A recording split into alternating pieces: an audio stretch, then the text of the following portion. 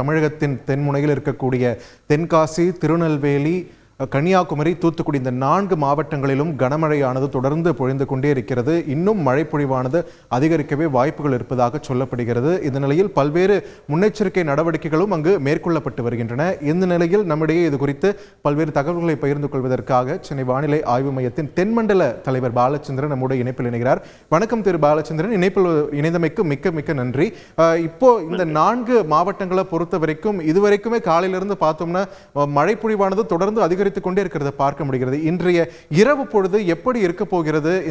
இந்த மாவட்டங்கள்ல எதிர்பார்த்ததை விட கொஞ்சம் அச்சமளிக்க கூடிய இருக்க போகிறதோ? என்ன நிலவரம்? அதாவது நம்ம பாத்தீங்கன்னா வடகிழக்கு பருவமழை காலத்துல டிசம்பர் மாதத்துல நமக்கு ஐடிசிசின்னு சொல்லுவாங்க. அதாவது பூமியோட வடபகுதியிலிருந்து நிலநடுக்கோட்டை நோக்கி செல்லக்கூடிய வடகிழக்கு திசை காற்றும் தென் திசையிலிருந்து வரக்கூடிய தென்கிழக்கு திசை காற்றும் சந்திக்கின்ற பகுதி. இது 3 டிகிரி லேட்டிடியூட்ல இருக்கும். அந்த 3 டிகிரி அட்சரேகையில் இருக்கும். இந்த ஐடிசிசெட்ல நமக்கு கிழக்கிலிருந்து மேற்காக நகர்ந்து செல்லக்கூடிய ஈக்குவட்டல் ராஸ்பி வேவ்ஸ் அந்த மாதிரி ஒரு அலை மாதிரி ஒன்று செல்லக்கூடிய ஒரு பாக்கம் வேவ். அந்த வேவ்ல நமக்கு வளிமண்டல கீழடுக்கு சுழற்சி உருவானது. அது தென்கிழக்கு இருந்து இந்த தெற்கு பகுதியில் இருந்தது. அது நகர்ந்து இன்று குமரிக்கடல் பகுதியில் வந்திருக்கு. 24 மணி நேரத்திலேயே அது மணிக்கு 4 கிலோமீட்டர் வேகத்துல தான் நகர்ந்திருக்கு. மெதுவாக நடந்து செல்லக்கூடிய ஒரு சூழ்நிலை பார்க்கிறோம்.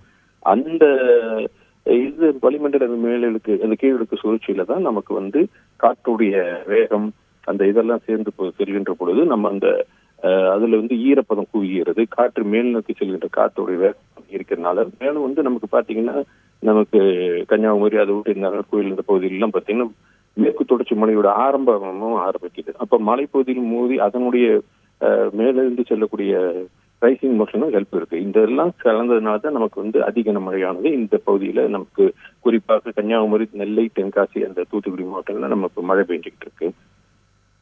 திரு பாலச்சந்திரன், இப்ப பார்த்தோம்னா இந்த மாதிரியான ஒரு மழை பொழிவே கடினமான ஒரு காலகட்டம் தான். இதோட சேர்த்து காற்றின் வேகமும் அதிகரிக்க எதுவும் வாய்ப்பு இருக்கிறதா? இன்று இரவு பொறுத்த வரைக்கும் மின் விநியோகம் சம்பந்தமான பல்வேறு அச்சங்களும் மக்களிடம் இருக்கின்றனதே. அதாவது காற்றுடைய வேகம்ங்கிறது அந்த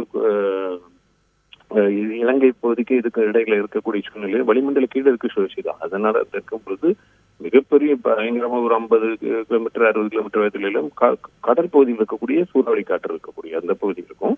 நிலப்பகுதியை பொறுத்தும் கனமழை தான் அதிகமாக இருக்கக்கூடிய சூழ்நிலையை பார்க்கிறோம். அதிக கனமழை பெய்யக்கூடிய சூழ்நிலை பார்க்கிறோம்.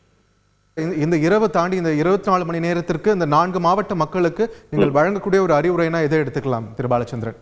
அதாவது நம்ம அதிக கனமழை இருக்கக்கூடிய சூழ்நிலையினால இப்ப தாழ்வான பகுதிகள் சூழக்கூடிய நிலை இருக்கக்கூடிய சூழ்நிலை பார்க்கிறோம். அதனால பாதுகாப்பான இடங்களுக்கு செல்லணும்.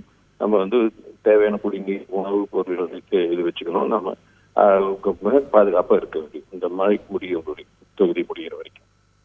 இந்த மழை பொழிவானது செவ்வாய்க்கிழமை வரைக்குமே தொடர்வதற்கான வாய்ப்பு இருப்பதா சொல்லப்படுது. ஆனாலுமே நாளைய பொழுதை தாண்டி மக்களுக்கு காத்திருக்கக்கூடிய சவால்கள்னா எதை எடுத்துக்கலாம்?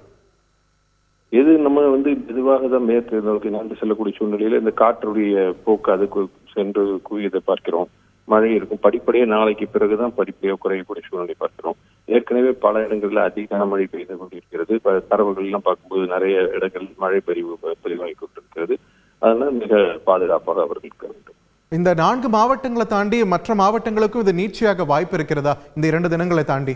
இல்ல, இது நமக்கு இது கிழக்குல இருந்து மேற்காக நகர்ந்து செல்லக்கூடிய சூழ்நிலை அதிகபட்சமான அதிக மழைங்கிறது இங்கதான் இருக்கு. அதை ஒட்டி இருக்கக்கூடிய ராமநாதபுரம், விருதுநகர், சிவகங்கை மாவட்டத்துல ஓரிரு இடங்கள்ல கனமழைக்கு தான் வைக்கும். மிக முக்கியமாக அதிக கனமழையாக சொல்லக்கூடியவும் மிக கவனமா இருக்கக்கூடிய இந்த 4 மாவட்டங்கள் தான். ஏன்னா கிழக்கு பகுதியிலிருந்து கடல் பகுதியிலிருந்து காற்று வருகிறது, மழை மேகக்கூட்டங்கள் உருவாகுது. மேற்கு பகுதியில நமக்கு மேற்கு தொடர்ச்சி மலையோட இது இருக்கு. அதனுடைய தடுத்து அதனாலையும் நமக்கு மேல் நோக்கி செல்லக்கூடிய வெர்டிகல் வெலாசிட்டியும் கிடைக்குது.